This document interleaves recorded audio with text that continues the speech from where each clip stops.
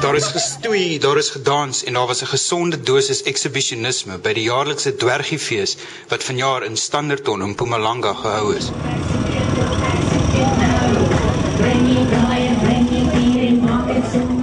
Tussen 30 en 40 dwerge van sover as Oudtshoorn in Namibië het die fees bygewoon. Dit was die eerste keer dat die geleentheid oopgestel is vir die breër publiek.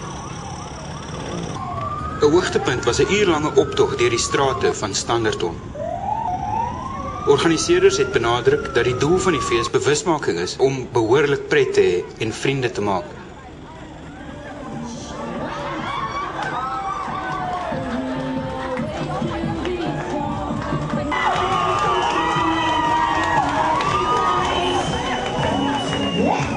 Die fees het 'n groot aantal joernaliste gelok.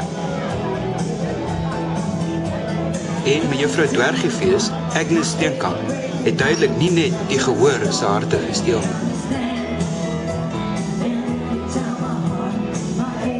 So, julle het 2000 km ver gery om die Dwergiefees by te woon.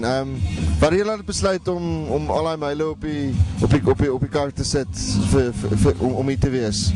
Man, ons het maar vir ons kind gedoen, om ook tussen die ander dwergies te kom en te kyk hoe hulle dit ervaar en hoe hulle lewenswyses is en wat kan hulle verbeter en wat as ons as ouers waarmee kan help, waarmee sy eendag sal kan sukkel.